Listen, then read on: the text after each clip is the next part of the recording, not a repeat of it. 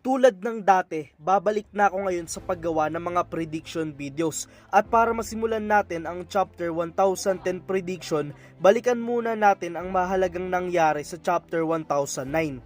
Finally, nagkaharap na ang mga Red Scabbards at si Orochi. Pero naging mabilis lang ito dahil after mag-transform ni Orochi sa kanyang form ay pinugutan agad siya ng mga Red Scabbards na nagresulta para ito ay matalo. Bilang pagtatanggol ay hinarap ni Fukurokujo ang mga Red Scabbards pero nagpaiwan si Raizo dito para makausad pa yung iba. Pagkatapos ay napunta naman tayo sa rooftop kung nasaan nagpatuloy yung laban ng dalawang emperor sa 5 worst generation. Nagpakita ng sobrang lakas na atake yung dalawang emperor, isang combined attack nila na sinalo ni Zoro at nagresulta ng hindi magandang epekto sa kanyang katawan. Bilang ganti ni Luffy ay sinubukan itong atakihin si Kaido ng Red Hawk pero naiwasan niya ito at sa hindi inaasahang pangyayari na corner ni Kaido si Luffy at hinampas ito ni Kaido ng atake niyang Conqueror of Three Worlds, Ragnaraku. Samantalang yung 4 na natira ay pinagtulungan si Big Mom. Ginawa nila ay inhiwalay nila kay Big Mom ang mga homies nito, sabay ability ni Kid na repel habang hawak niya si Big Mom matapos siyang bigyan ng solid na suntok sa mukha. Habang nasa ere si Big Mom ay binato niya ito ng isang boulder, enough para matulak ito gamit yung kanyang Devil Fruit. At dahil walang homie si Big Mom sa kanya, especially si Zeus, nahulog si Big Mom sa Onigashima. Bali yan yung summary ng chapter 1009. Ngayon ay mag-jump in na tayo sa aking predictions.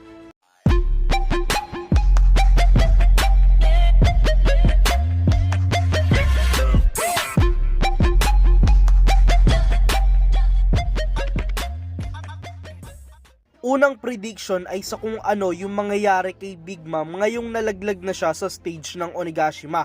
Napaka-logical lang naman ng may isip nating kahihinatnan niya dito. Malalaglag siya sa karagatan.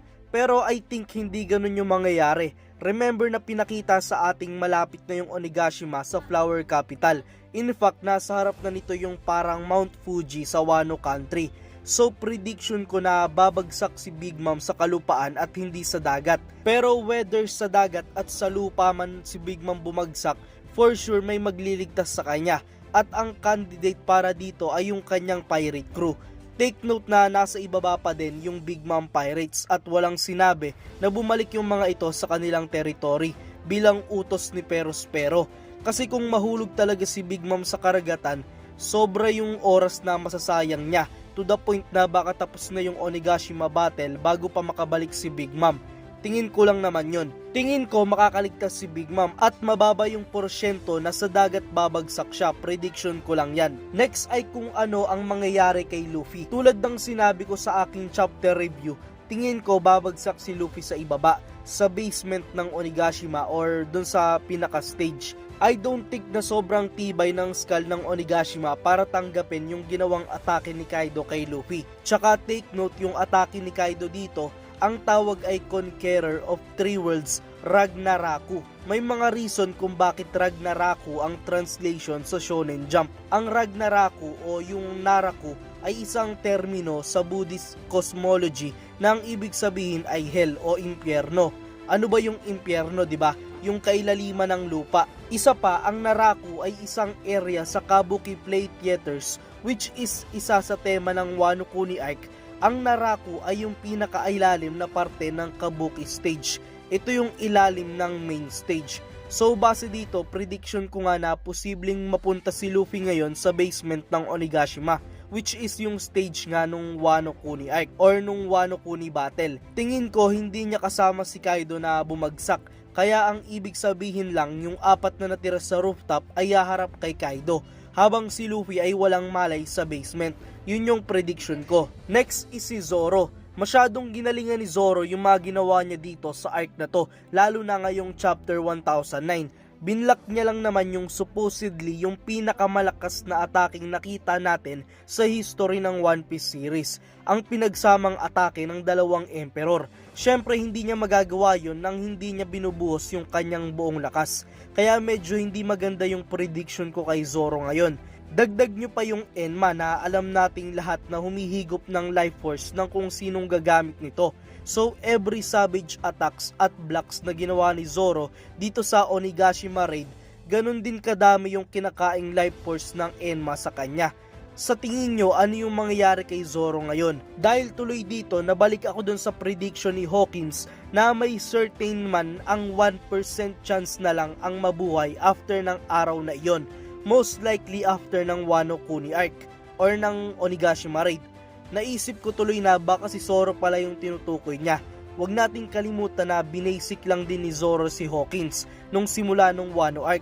Si Hawkins ay nag-all out habang si Zoro ay hindi masyado. Nasabi ko na to dati hindi natin alam, malay natin nagtanim pala ng inis si Hawkins kay Zoro, diba? Pero sa totoo lang, nasa panganib yung buhay ni Zoro ngayon. Next is si Orochi. Last chapter, mukhang iyon na talaga yung katapusan ni Orochi.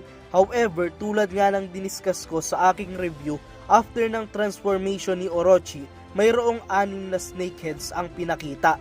Yung napugutan ng mga scabbards ay 5 lang na snakeheads.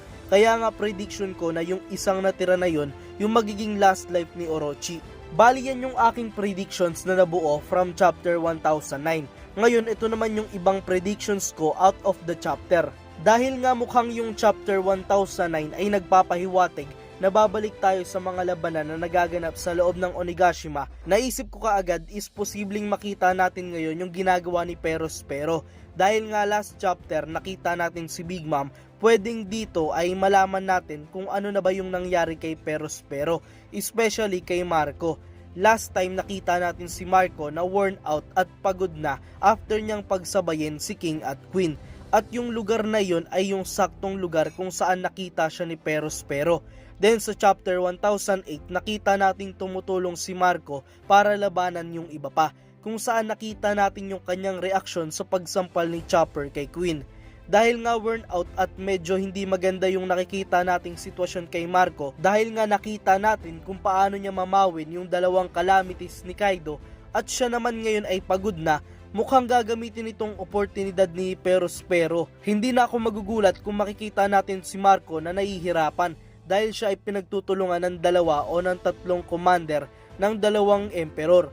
Pero base sa pinakita ni Marco, kahit 3 ata kaya niyang labanan. Tingin ko din ito yung perfect time para malaman natin kung ano-ano na yung nangyayari sa iba pang Straw Hats. Si Frankie na ngayon ay hirap din na makipaglaban kay Sasaki. Si Jinbei na ngayon ay pinapahirapan si Huso. Sila Nami at Usopp na huli nating nakita ay kalaban yung ibang Beast Pirates and hinahabol sila ni Ulti at Page 1. Then si Brook at Robin na kaharap na ngayon si Black Maria. Si Chopper na last time na nating nakita ay sinampal yung isang calamity. At higit sa lahat, yung sitwasyon ngayon ni Sanji. Sa tingin ko may kita natin yan dito sa darating na chapter. Speaking of Sanji, tulad nga nung naging prediction ko, si Sanji ay pupunta sa lokasyon ni Momonosuke. Well, yun pa din yung nasa isip ko hanggang ngayon.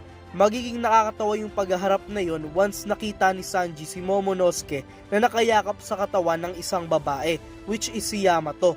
Base din sa match-up ngayon ni Jack at Inuarashi, which yung initial prediction ko na pupuntahang lugar ni Sanji, yun yung magiging patunay na hindi na kailangan ni Sanji tulungan yung mga scabbards.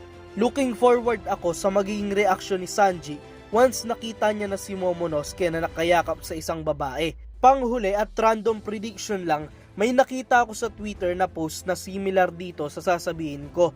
Hindi na ako sure kung sino yung nag-post nun, pero iyon ay isang international YouTuber.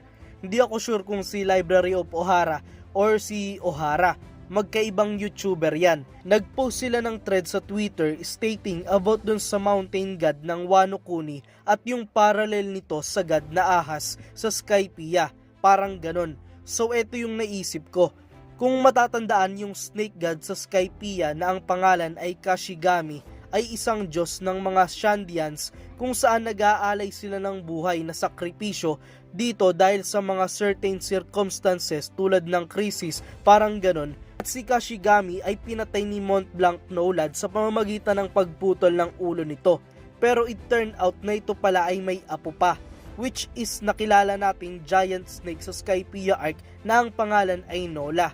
Napamahal si Nola kay Noland at kay Calgara na nagresulta para magkaroon ng mahalagang role si Nola sa laban kay Enel. Dahil kay Nola nung hinedbat nito yung Giant Jack, tuluyan itong napabagsak para makaakyat si Luffy sa tuktok. Matapos matalo si Enel, makikita si Nola na sumasayaw kasama yung mga Shandians at Skypians dahil natapos na nga yung gera. So ano naman yung parallel nito sa Wano? Well, tulad nga nung sa Skypiea, may mountain god na pinakilala sa atin. Ito ay isang napakalaking baboy ramo or boar. Nag-rampage ito sa Wano dahil hawak ni Kinemon yung anak nito. Pero dumating si Oden para pigilan ito at hinati niya yung napakalaking mountain god. Kinakatakutan din yung mountain god sa Wano Kuni, kagaya ng snake god sa Skypiea. Pero hindi namang tuluyang namatay yung mountain god na nanay kasi it turned out na tinahi ito ulit. Pero yung anak nito na pinangalanan ni Kozuki Oden na Koyama at ang magulang nito ay naging malapit kay Oden at sa mga retainers nito. At ang huling beses na nakakita tayo ng isang mountain god ay noong si Koyama ang nagbuhat sa palakin ni Kozuki Oden. Kung titignan yung parallel na ito, magkakamap tayo sa ideya na magkakaroon ng role si Koyama dito sa Wano Kuni arc dahil nga dun sa kanyang pagmamahal or yung kanyang admiration kay Oden. Prediction ko na makakatulong si Koyama dito sa kakaharaping problema ng Flower Capital dahil dun sa malapit nang bumagsak yung isla ng Onigashima. Tingin ko siya yung aharang dito, parang ganon. Well, prediction lang naman yan. Bali yan nga yung aking mga prediction sa darating na chapter 1010+. Kayo, may mga naiisip ba kayong mangyayari sa next chapter or sa mga susunod pang chapter? I-share nyo na lang yan sa comment section. Maraming salamat sa panonood mga kapirata. Paalam!